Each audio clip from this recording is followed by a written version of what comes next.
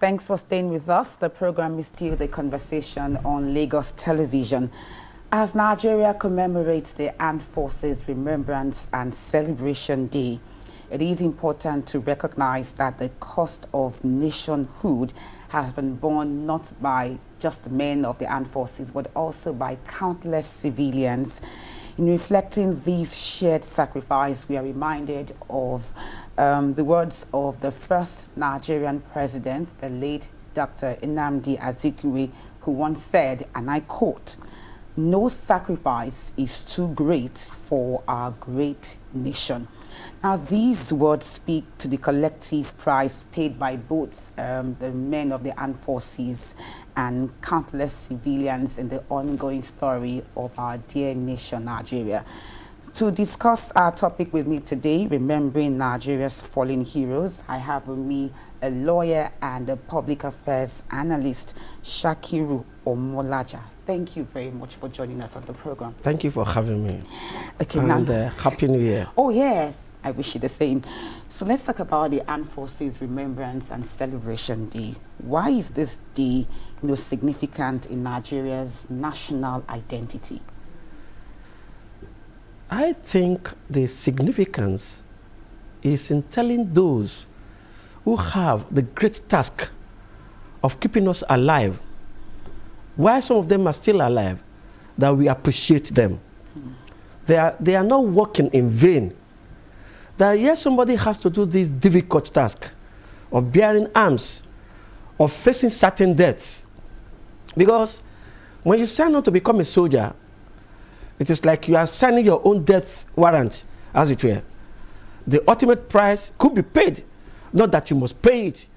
So, and we do know for a fact that so many of our soldiers have been killed, eliminated, sacrificed, have fallen to keep this country together, to keep you and I safe, that we can stay in our homes and still enjoy Christmas, enjoy New Year, send our children to school, our wives to the market, everybody going to the office doing our daily business.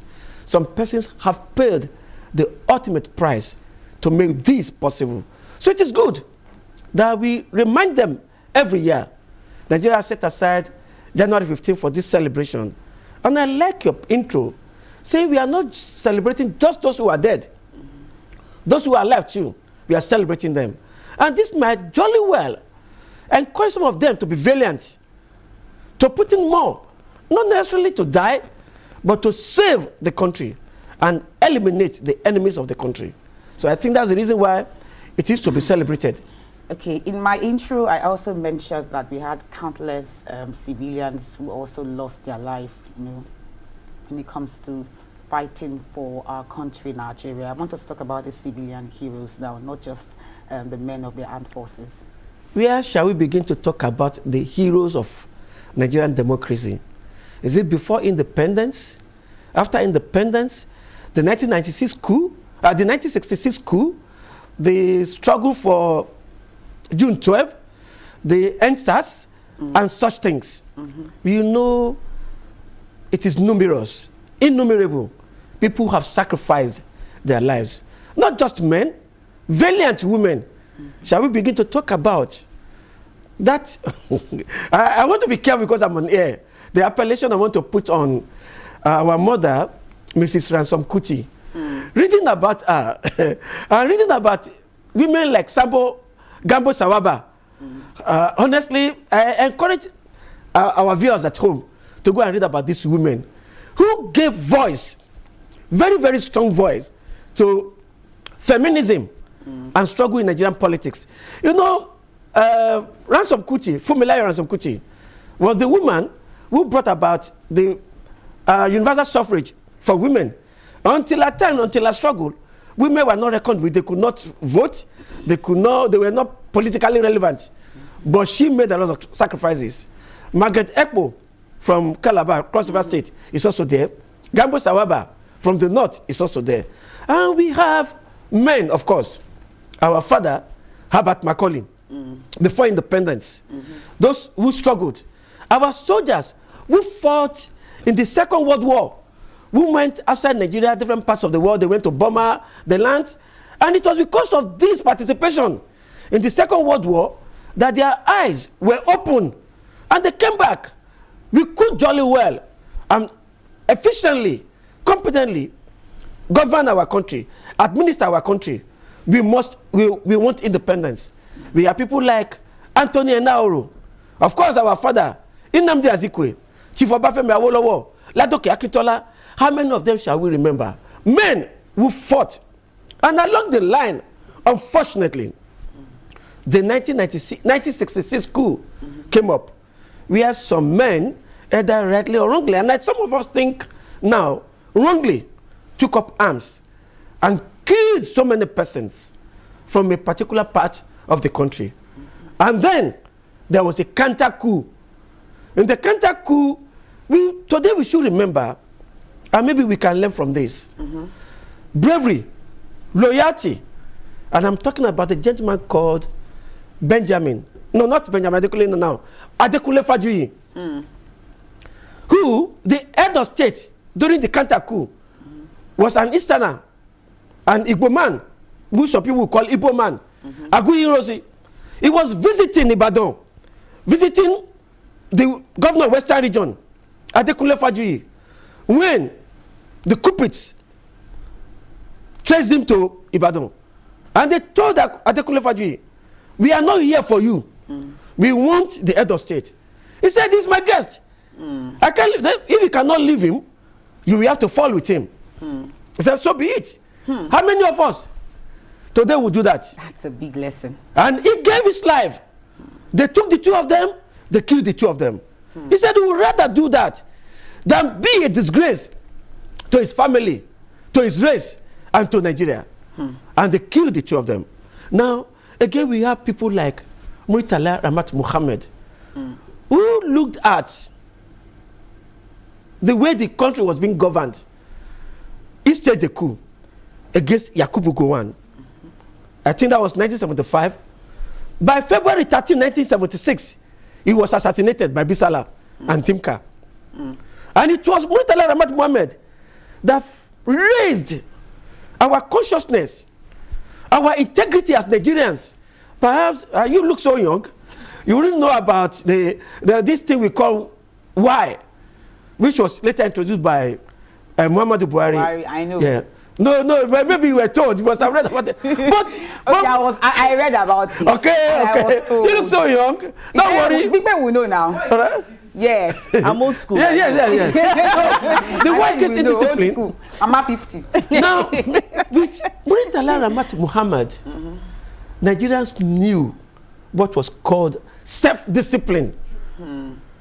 Nobody coerced you. And that's what we're saying about the example of the leader. If you had an organization and you are dedicated, you are disciplined, believe me, your workers will fall in line. Exactly. Here in Kaja, in those days we used to enter buses through the window, and I'm not exaggerating.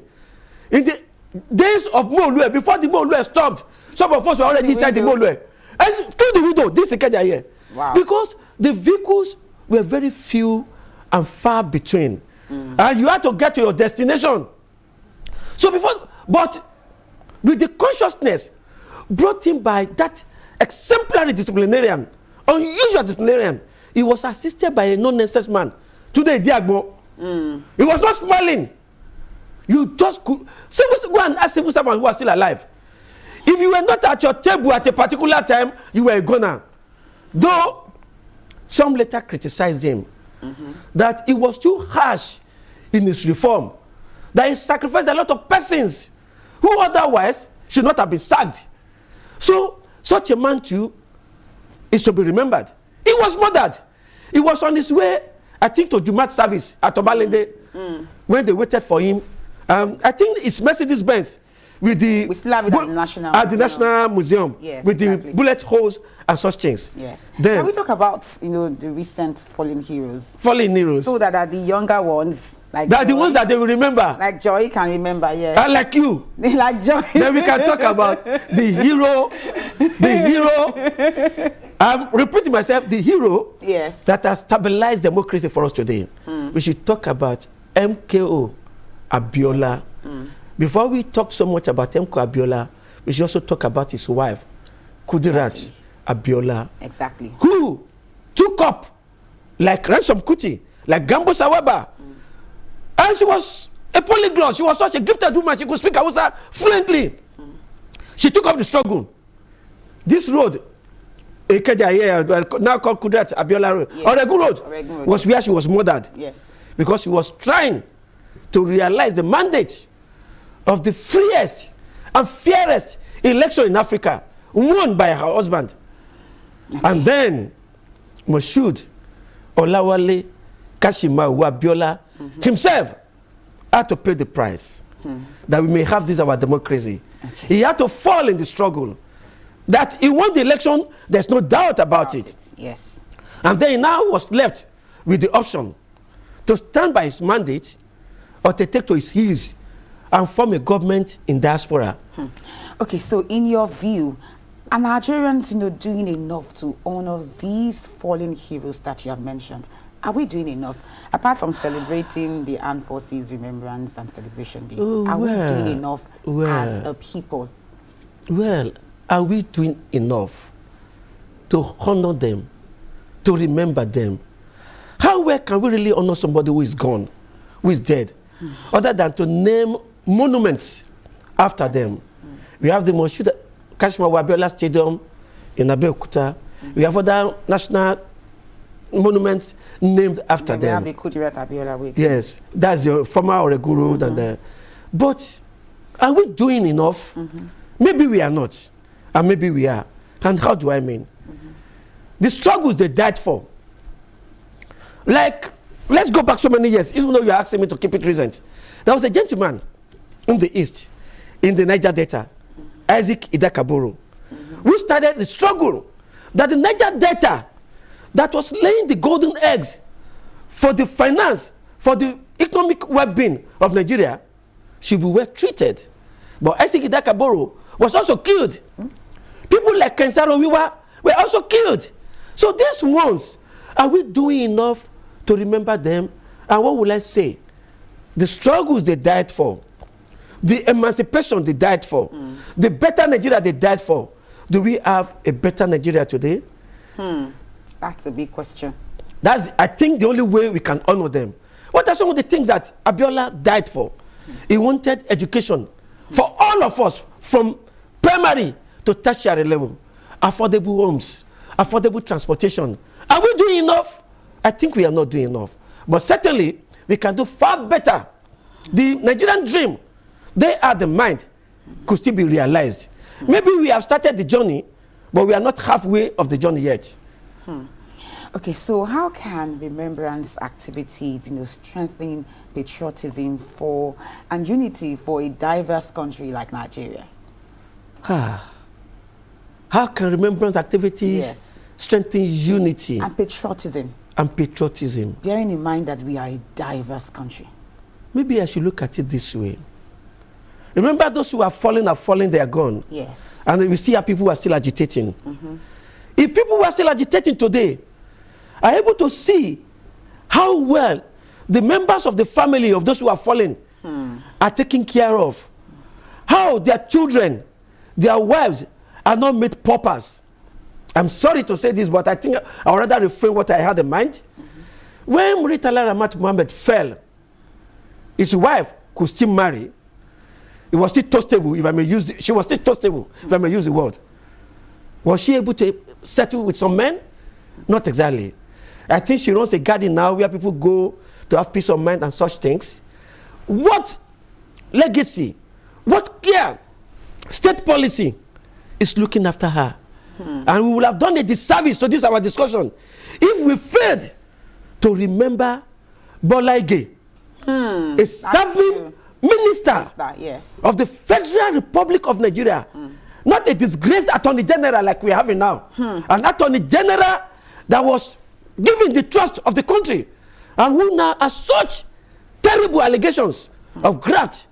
Well, the matter is in court, so I should be careful what I say. Yes. Bola Ige was assassinated because he wanted to come back home, reorganize his party, and then give democracy a better challenge a greater challenge for Nigerians. He was killed at home. I think on a Christmas Eve or something close to Christmas. He had just gone to Lagos to bring his uncle, who was having cancer, to Olioro or somewhere in Ibadan. The same hospital where he said, Uncle, I am coming back. A few hours later, they took his dead body there. They were hiding the fact of his assassination from his uncle. The nurses who attended to him, to whom he gave money, you know, the Baba was always smiling. Bolage was a fantastic, the Cicero, you know why he was called Cicero? He was a polyglot. Oh. He spoke different languages. Oh, he spoke Latin, spoke Hausa, spoke Yoruba, spoke Igbo. Oh. A few hours after he left, and he said to his children, when they're saying, Daddy, your uncle has his own children. He said, no, my brother is my brother. His children may not value me, they may not know me. You, my children, may not know him. He is my brother. He went to bring him. And when they went to bury him, 2 days after, his brother now knew, and he gave the ghost. He gave up the ghost. He stopped eating. He followed Bolaige. Now, if we say we are celebrating, or how can we encourage those who are still struggling? Let me give us this bad example, please. And I hope Nigerians will understand me. Look at the problems we are having with banditry. Yes. I don't like that word banditry. We should be bold enough to say terrorism. Yes. They are terrorists, nothing more. Yes. People who can kill en masse are terrorists, not bandits. But they sold a lie to you journalists, and all journalists in Nigeria, with that exception, bought the deception that they are bandits. They are terrorists. They are evil people. Now, look at this gentleman who in a particular part of Kwara State, I have forgotten the place now, where he rose up, and I have to mention his name, Sunday Adeyemo Igboho. Igbo, yes. He rose in defense of his people. I think they say Igbogon or where? Igogo. Where? Igogo. Yes. Where Fulani herdsmen were having a feast day, terrorizing, decimating. And all he did was to go and warn the head of the Fulani herdsmen. This nonsense must stop. And they knew he could achieve it. And they stopped. What happened to him? There was a so-called sting operation to attack him at home. And he was well fortified, the African way. They thought they had him. They were confident because he was betrayed. Like we are learning that the president of Venezuela was betrayed. Yes. I don't know how far it is true. That he was betrayed. But because the Lord Almighty was with him, he escaped. Till today, with the increase in terrorism, with the devastation in the southwest of Nigeria, with the carnage going on in the west, in northern Nigeria, and in the east, in all over the country, should a man like Sunday Igboho and such gifted Nigerians who could help with dealing thoroughly, dealing with terrorism, they have what it takes to locate, to wipe out the terrorists, should they not be encouraged? How can a man today is a fugitive from the law? You know he has not been forgiven yet. Yes. So what example are you showing people like Sunday Igboho that it is worth it to fight for this country? He has not fallen yet, but he's also our hero. Yes. So now that brings me to my next question.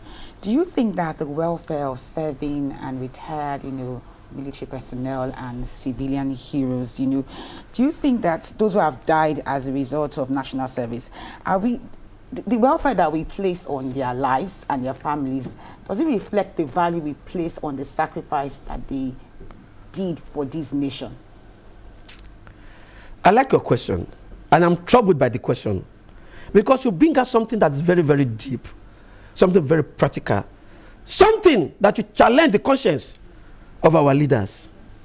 Yorubas have a saying,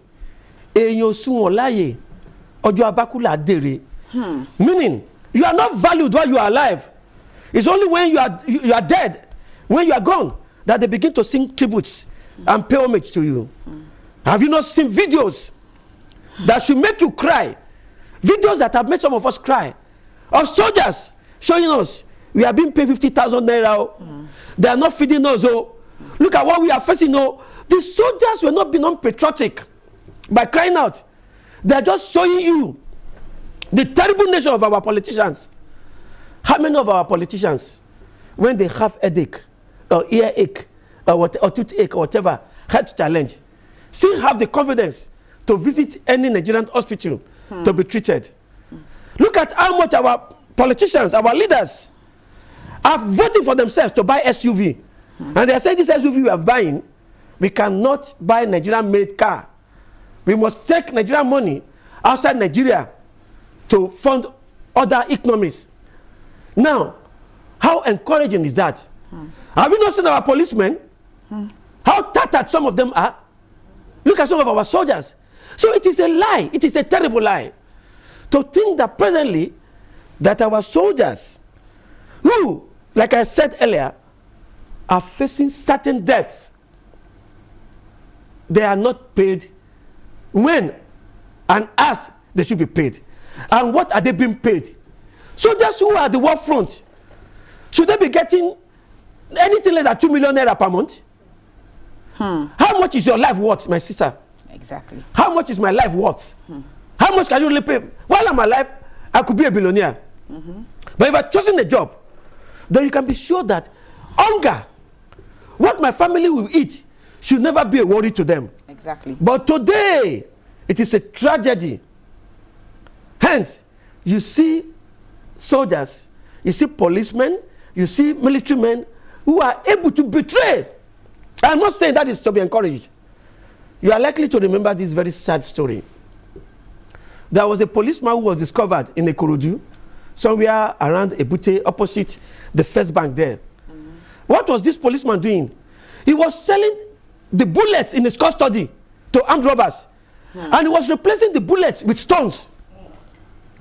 There was a particular armed robbery that took place where the leader of the gang, dressed like a female, opposite a police station at Ebute, yes, before Ipakodo. Yeah, I remember that. A full police division. They could not do anything. And they successfully robbed 2 banks. They did, 2 banks, yes. 2 banks. At the same time. At the same time. Yeah. And they escaped. In the morning. Only in broad daylight. Broad daylight. In broad daylight. Exactly. Only for them to realize that the police officer there, in charge of the armory of the station, has shot practically all the bullets. That's just an example. That's the ones we know are the ones we know. Who are the ones supplying arms and weapons to the terrorists? How did America get the intelligence to know where to bomb? Who is encouraging them? We don't even have the intelligence. We have the intelligence. It's just what are we doing with it? Politically, we are Armstrong. Remember, of course, I will not be crazy to mention some names from the north. Some northern leaders have been fingered over and over, have been pointed. Yes. They are the sponsors of terrorists. Some of them are in the National Assembly. Some of them are with the government. But going back to your question, what encouragement? Again, let me give this bad example. I was once a teacher. I'm not proud of the example I want to give you. Do you know there was a time in this country, if you wanted to rent a house and they asked for your profession and you said you were a teacher, you are gone now, you will not get that house. Why? Teachers were poor people. Up till now, teachers are poor. My mom retired as a teacher. Oh, lucky you. Maybe that's why you are well trained. No. Look, teachers should not be beggars. No, they shouldn't. See, go to our universities.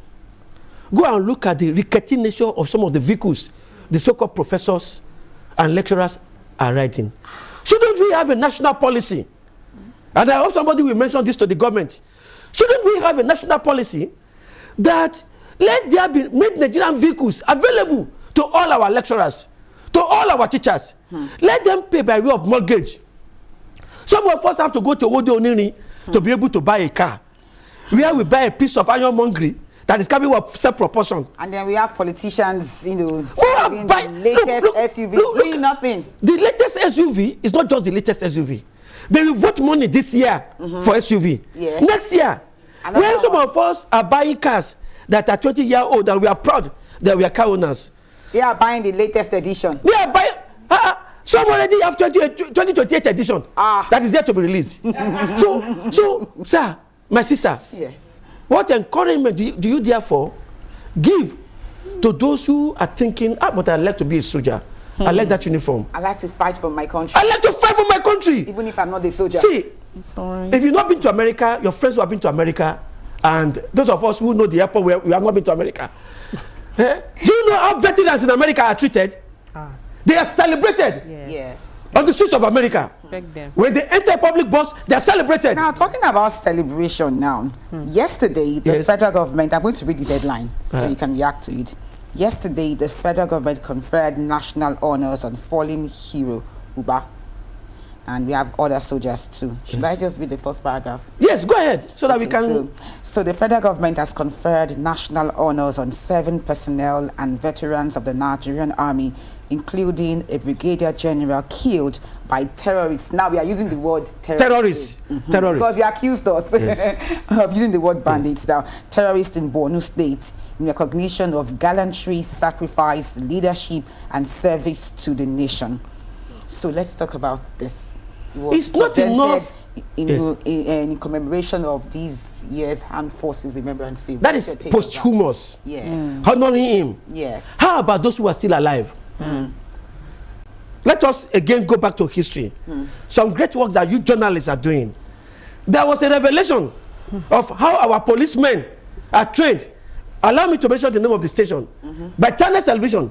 A documentary of how police cadets who were in college here in Ikeja were being fed what you will not even feed to your dog or your cat. True. For some of these persons to get to that college, they bribed through their nose. To get admitted, they bribed. To get their training, they were bribing. As they were graduating, they were bribing, paying money. To buy their kits, they were bribing. So they allegedly learned bribery and corruption. Now you are flowing with me. So garbage in, garbage out. They will only come out to justify their why they need to collect tendency to take bribe. Because all their organs, look at the roadblocks. Some roadblocks have been so exposed so many times, yet you still find policemen going back there. They tell you, we are making returns to the DPO. The DPO is making returns to the area commander. Allegedly. The area commander, allegedly. The area commander is making returns to the commissioner. So on it goes. I grew up in this Lagos state. When I'm 64 years now. No wonder. I'm 64. No wonder. Now that's how I tell I'm young. January 7, I turned 64. Now what am I trying to say? I grew up in this beautiful Lagos. You look very well. Lagos, beautiful, vibrant. You will see policemen. I saw some of the British constabularies with their shiny shoes. In those days? In those days, with their shiny shoes. They used to wear what we call condo. These days, I don't see condo with policemen again. Condo. You know what is called condo? Yeah, now. Baton. Yes. Yes. Their khaki well starched, well ironed. But what do we have now? What do we see now? Joy, don't get me to trouble. We see tattered policemen now. You see policemen who wear mufti. In fact, there's another disturbing video where a young man was being extorted for dollars. They sought dollars with him. And a particular policeman who was not even dressed, who was in a pair of knickers, was the one who was harassing and they were all concentrating on the bag. And the man was saying, this policeman is not even uniform. They want to take my money. Look, things are gone terribly bad. And that is the reason why we are saying, for you to encourage those who still want to be in the Nigerian army or police, or whatever security, how do you treat those who are there now? If our university lecturers cannot afford cars, the minimum of cars, then what is wrong with our leaders? What is wrong with the National Assembly? What policy do you have for Nigerians who are not ready to japa? Because no matter what you say, there will be no cause that will make me japa. Okay, now talking about you, because you've mentioned the lecturers so many times now. Yes. But now that the federal government has signed an agreement with us now, what do you think? What is the quality of that agreement? Adebipe, are you listening? What is look, do not be deceived. Adebipe, are you listening? What is the quality of the agreement? I saw the agreement yesterday. The man was happy. I'm saying, look, in some of our secondary schools, I attended Teachers College. Right. In our laboratories, in a mere college, something like a secondary school, we had skeletons, we had bouncing burners, we had well-equipped laboratories. People enjoyed in your time. Oh, we really enjoyed. As people who attended Unilag, you will be served, if not food, chicken, hot chicken, yes, free of charge. Yeah? My dad, free of charge. My dad went to finish Unilag. Free of charge, free of charge. You will go there. Everything was free. There will be a heap of sugar, granulated sugar. Yeah. You will go and serve yourself. There were huge flasks, damos, where you go and serve tea. You had what we call vouchers.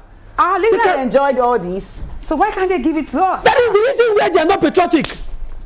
They enjoyed all this. Are not patriotic. They enjoyed all this. It is equivalent to people who were given a ladder to climb to a level. Having gotten to that level, they don't want others to climb up. They took the ladder with them. Wow. Our leaders should cover themselves, their faces. That is a perfect picture. He just. They have taken the ladders to them. Yeah. Full chicken. Yes. Full chicken. Yes. Free of charge. Free of charge. Free of charge. My dad talks about it over and over again. My father graduated from Unilag. Why wasn't that? See, your brothers, your sisters were so proud of you being in the university. They will visit you. All you have to do, if you attend the lectures, you give them your vouchers. They will go to your cafeteria. They will eat their fill. Free. Let me tell Nigerians, for those who are watching us, what we are missing. Between 1976 and 1981, I was at the Teachers College, Ikorodu Teacher Training College, later Teachers College. Throughout the 5 years, we were given free food. I was in the boarding house. In my penultimate year, you will be entitled, that is a year to your final year, you will be entitled to allowance. They were giving us what we called then mischievously level 8. Level 8 was 8 naira allowance for every penultimate student in your 4th year going to your 5th year. Okay, let me play the devil's advocate. Yes, please. Is it because then the population was not that, high? Look, the population. Because I don't understand. No, I don't understand, because our leaders enjoyed all this, and then we cannot benefit from what they enjoy. They do not have any conscience. If you allow me to say it, the population. Wait, it doesn't have to do with the population. I'm trying to play the devil's advocate now, because for whatever it is worth, and I'm saying this with all sense of responsibility. Those who are in power today are not Nigerians. They are not our friends. They are our enemies. Ask them point blank. What have you done for the populace? Not for yourselves. Let me give you the example of Dino Melaye. We built such a mansion, and then the Lord Almighty made a proverb out of him. A particular rain fell, and his mansion with all the cars were flooded. People went there and they made videos and said, why Dino Melaye is alive? Look at what he has acquired. There's a particular politician from the National Assembly, I think House of Rep, who went to visit Dino Melaye. He looked at the Ferraris, the Lamborghinis and everything. He said, how are you able to sleep at night with the poverty surrounding you and you have gathered all this? It's not just Dino Melaye. Lest we are accused of being selfish or just taking some person that around us. Look at our own politicians in Lagos State here, our House of Rep members, our State Assembly members. Where were they living before they got elected? Where are they living now? What are they doing for us? So the question is, fallen heroes, before they become fallen, what did they do? And let us define something, please. Who is a hero? A hero is somebody who is admired for his sacrifices, for his bravery, and for his achievements. Are you there? Yes. Our present politicians, what are their achievements? Politicians who will vote every year. Do we even admire them? May the Lord bless you. Do we even admire them? Okay. Politicians who